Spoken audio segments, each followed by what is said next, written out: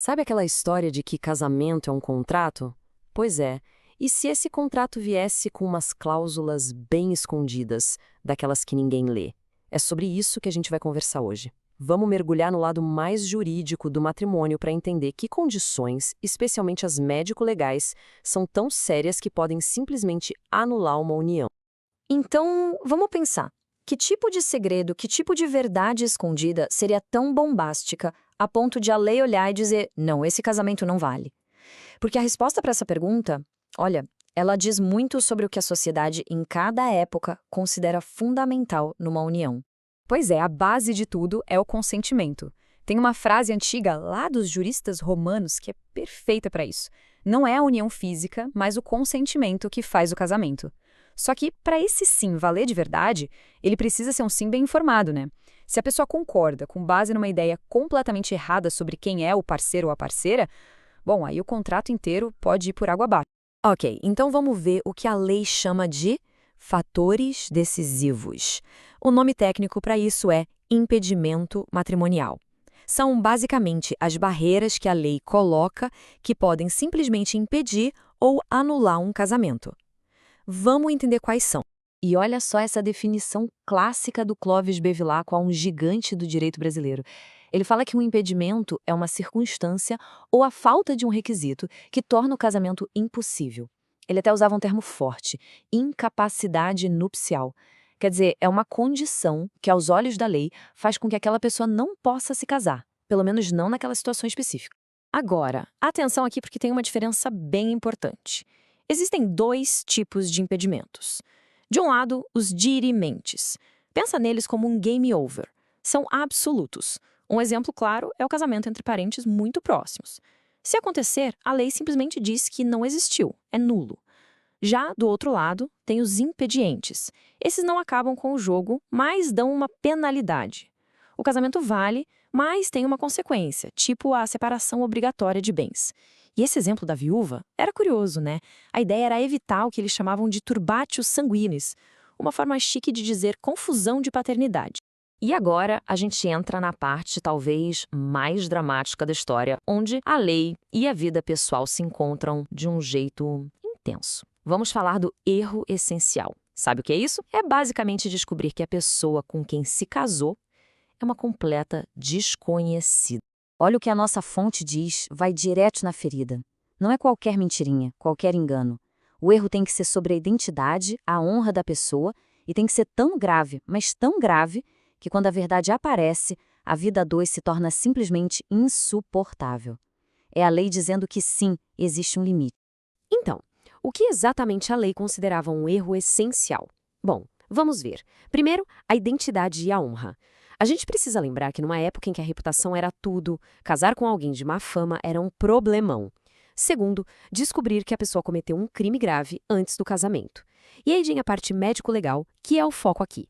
Não saber de um defeito físico sem cura ou de uma doença grave, transmissível, seja física ou mental, algo que abalaria os pilares da vida a dois.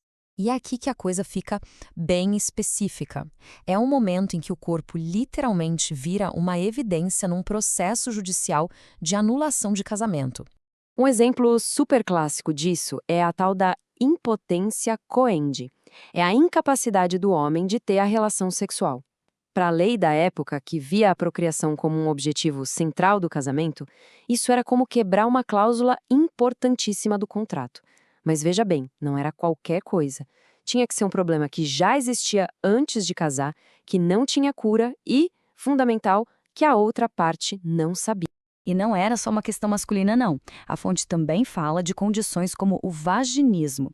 E o mais interessante aqui é que a lei já reconhecia que não era só uma questão física. Eles classificavam como uma psiconeurose, ou seja, uma condição com um fundo psicológico bem forte, e isso podia ser, sim, motivo para anular o casamento. Aqui a gente vê como a lei tentava lidar com a complexidade da biologia humana. As condições intersexo, que na época eram chamadas de hermafroditismo, eram vistas como um erro fundamental sobre a identidade da pessoa. Se essa condição não fosse revelada antes do casamento, era motivo para anulação. Por quê? Porque, para a lei daquela época, isso colocava em xeque a própria definição de gênero que ela reconhecia. E chegamos num ponto que hoje soa muito pesado. Doenças graves, como esquizofrenia ou epilepsia, também podiam anular um casamento, e a justificativa usada na fonte é explícita: salvaguardar eugenicamente a família. É uma linguagem que hoje choca, claro, mas que abre uma janela para a gente entender a mentalidade daquela época, as preocupações sociais e até pseudocientíficas que guiavam a lei.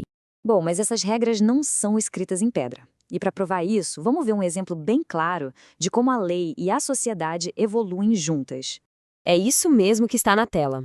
No Código Civil antigo, se a mulher não fosse mais virgem e o marido não soubesse disso, antes de casar, ele poderia pedir a anulação.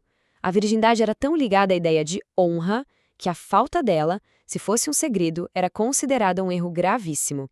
Isso mostra o poder que um valor social específico tinha dentro da lei. Mas, e aqui vem o ponto-chave, isso mudou. Completamente. Hoje, essa regra não existe mais. O novo Código Civil não fala nada disso. A lei evoluiu junto com a sociedade, refletindo as mudanças gigantescas nos valores, nos direitos das mulheres e na nossa concepção de honra e vida privada.